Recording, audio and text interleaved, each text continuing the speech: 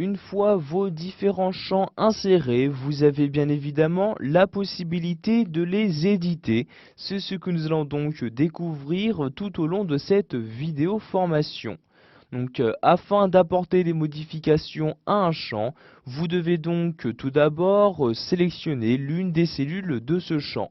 Par exemple, je souhaite modifier donc le champ produit. Je clique donc sur l'une des cellules de ce champ. Je me rends ensuite en haut et vous vérifiez bien donc que vous vous trouvez dans l'onglet champ. Une fois dans cet onglet, vous allez cliquer dans un premier temps sur nom et légende.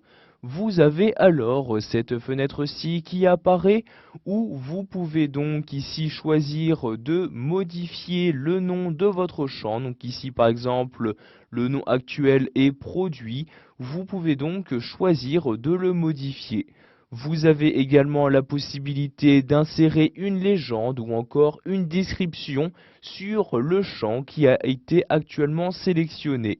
Donc, par exemple, je souhaite insérer une description sur ce champ. Je clique donc dans le champ correspondant pour y placer mon curseur et je saisis donc cette description à l'aide de mon clavier. Donc ici, par exemple, je vais écrire tous les produits que je possède. Donc ici, tous les produits que je possède comme ceci. Et vous cliquez ensuite sur OK pour valider vos changements. Vous pouvez également choisir d'attribuer une valeur par défaut dans ce champ, c'est-à-dire que dès que vous allez créer un nouvel enregistrement, cette valeur sera automatiquement utilisée et insérée dans le champ.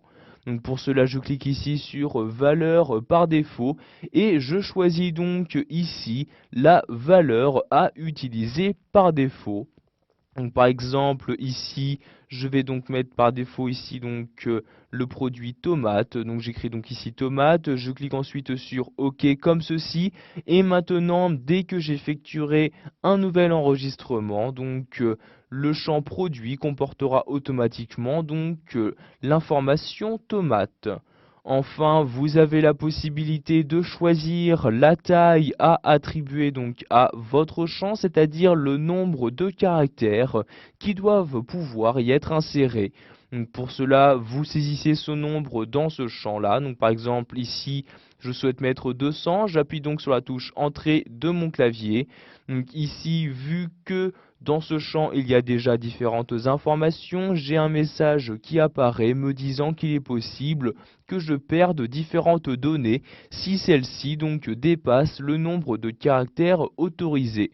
Je clique donc ici sur oui pour continuer et ensuite sur OK pour fermer le message me disant qu'il y a différentes informations qu'il n'est pas possible de supprimer. Si vous souhaitez maintenant pouvoir régler manuellement la taille de vos champs, par exemple ici pour afficher la date, vous pouvez voir que le champ est trop petit. Donc si vous souhaitez pouvoir l'afficher, vous allez augmenter sa taille en vous rendant à droite de celui-ci, donc entre les deux champs. Vous avez alors le curseur de votre souris qui ressemble à celui sur mon écran.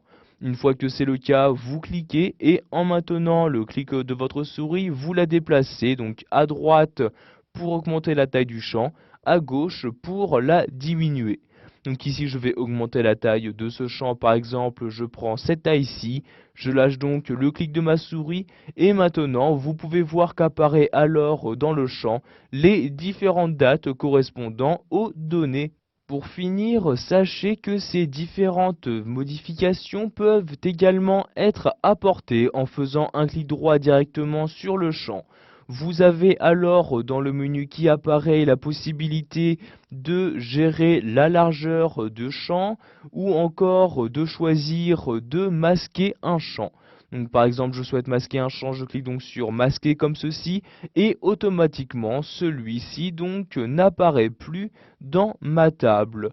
Je peux donc faire ceci pour tous les champs disponibles. Donc ensuite par exemple je refais ici un clic droit sur l'ID client comme ceci.